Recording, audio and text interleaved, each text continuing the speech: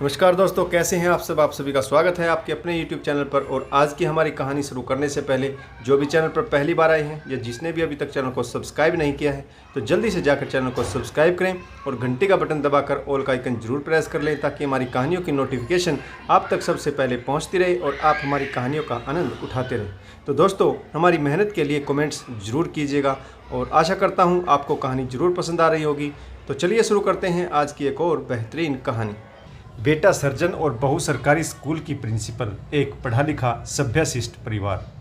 बेटी की शादी हो चुकी है, वह अपने घर बार की हुई, वह भी कॉलेज में लेक्चरर थी। डॉक्टर विपिन सर्जन हैं, उनके 2 बच्चे हैं, बुजुर्ग माँ बाप उनके साथ ही रहते हैं। सुख समृद्धि विशेष रूप से लक्ष्मी की कृपा है। डॉक्टर विपिन ने कोठी बनवाई। कोठी में व्यवस्था कुछ इस प्रकार थी। निचली मंजिल पर डॉक्टर साहब स्वयं रहते हैं। ऊपर की मंजिल पर अपने दोनों बच्चों के लिए bedroom, drawing room, computer room, activity room आदि की सुविधा करवाई। डॉक्टर साहब ने अपने माता पिता यानी दोनों बुजुर्गों के लिए एक 2 रूम सेट अलग से बनवाया है, बाकायदा AC वगैरह से लैस है। एक ड्राइवर सहित गाड़ी भी माता पिता के लिए 24 घंटे तैनात रहती है। उनके लिए एक फुल टाइम नौकर अलग से है जो सारी व्यवस्था देखता है। माता पिता का चूल्हा अलग नहीं, घर में उनका निवास भी अलग नहीं। आंगन के इस पार डॉक्टर साहब और उस पार माता पिता का निवास स्थान है। बीच में बरामदा है। माता पिता के रूम से अटैच बाथरूम है। बेटा बहू सोचते हैं कि माता पिता की व्यवस्था ठीक है, उनके पास रुपया पैसा तो बहुत है लेकिन समय जरा कम है। सभी सुविधाएं मुहैया कराने के बाद बेटा बहू निश्चिंत थे। शरण कुमार वही नहीं होता जो माँ बाप को कावड़ में बिठाकर चारों धाम की यात्राएं कराए, वह भी होता है जो उनके लिए सही से व्यवस्था कर दे। एक दिन बहू के कानों में यह बात पड़ी कि रिश्तेदार बातें बना रहे हैं। सास ससुर को एक कोने में पटक दिया है। वह तो मुफ्त के चौकीदार हैं, नौकर जैसी गति है उनकी। प्रिंसिपल बहू रानी का मुखड़ा तन गया। पहले आते जाते सास ससुर से नज़रें टकराती थी तो मुस्कुरा कर राम रमी कर लेती थी, लेकिन अब तो वह भी छूट गई। एक दिन बहू ने डॉक्टर साहब से कहा, तुम्हारे माता पिता को चैन नहीं है क्या? हमने उनके लिए इतना कुछ किया है, फिर भी वे आराम से नहीं रह सकते। फ़ोन पर रिश्तेदारों के सामने हमारी बुराइयां करते हैं। बातें यूं ही बढ़ती रही। प्यारा बेटा अब दुलारा ना रहा, पिता बेचारा हो गया। बेटा बहू अपनी दुनिया में मस्त थे। सुबह निकलते और देर रात तक लौटते। माँ बाप स्वस्थ हैं, घर में सारी सुविधाएं हैं, और क्या चाहिए। माँ बाप से पूछो तो यह कहते हैं कि सिर्फ आते जाते गुड मॉर्निंग हो जाए, यही काफ़ी तो नहीं, कुछ कहना सुनना और मन की बातें भी होती।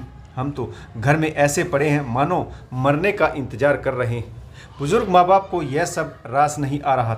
एक दिन पिता ने बेटे से कहा, बेटा हम तो तुम्हारे घर में ऐसे पड़े हैं जैसे चौकीदार। ड्राइवर गाड़ी का क्या करें जब कहीं जाना ही नहीं होता। रसोई तो अलग नहीं है, लेकिन तुम्हारे ड्यूटी पर चले जाने के बाद नौकर हमारी सुनते ही नहीं। आवाज़ें लगा लगा कर थक जाते हैं, लेकिन उनके कान पर जू तक नहीं रेंगती।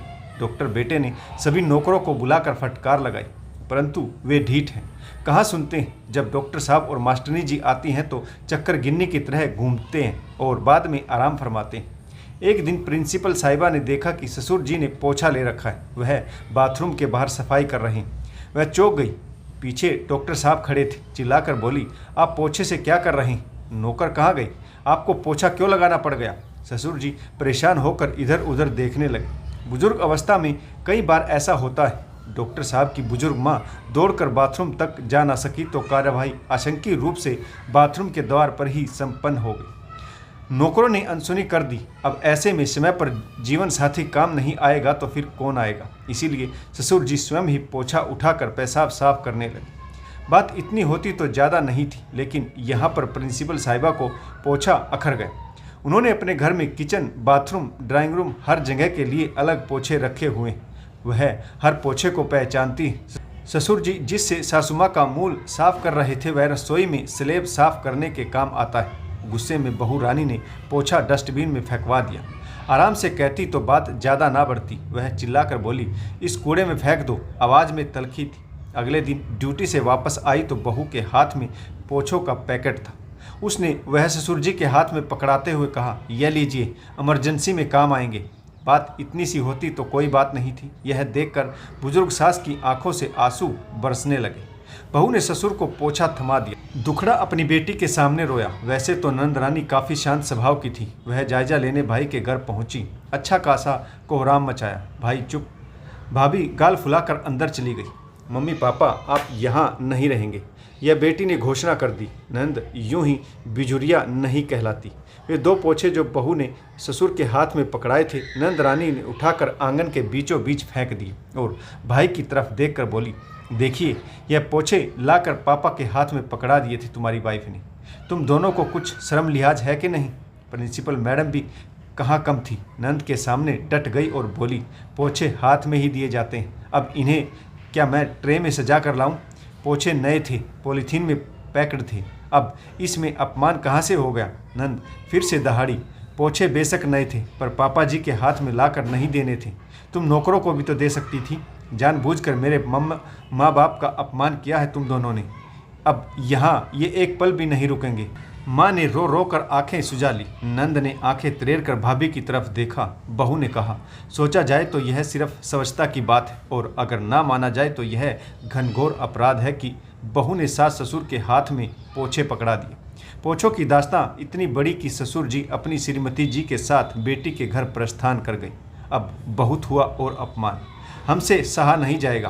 बेटा बेटी एक समान, हम किसी पर आश्रित नहीं, ठीक ठाक पेंशन मिलती है, हमारा भरण पोषण आराम से हो सकता है। बहू ने नंदरानी से कहा, तुम अपने सास ससुर को तो साथ रखती नहीं, यहाँ सब ठीक ठाक चल रहा था, आकर इन्हें भी भड़का दिया।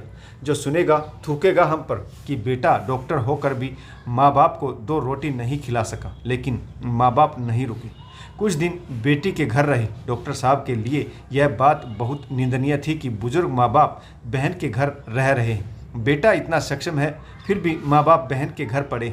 एक दिन डॉक्टर साहब बहन के घर पहुँचे, मिन्नतें और सॉरी वगैरह कहकर माँ बाप को वापस ले आए।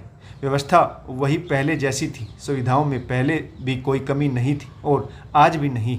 लेकिन बहू ने अनंतकालीन चुप्पी साध ली। अब वह सास ससुर की तरफ देखना भी पसंद नहीं करती। बेटा भी जितना काम हो उतना ही मतलब रखता है। सब कुछ पहले जैसा है लेकिन हवा में फ़र्क आ गया। दोस्तों, आपको कहानी कैसी लगी कमेंट्स जरूर कीजिएगा। कहानी से क्या सीख मिली और किस पात्र की भूमिका अच्छी रही यह भी कमेंट्स करके जरूर बताइएगा। आशा करता हूँ कहानी आपको जरूर पसंद आई होगी। तो कहानी पढ़ने के लिए आप सभी का बहुत बहुत धन्यवाद। जय हिंद, वंदे मातरम, भारत माता की जय। जय जवान और जय किसान।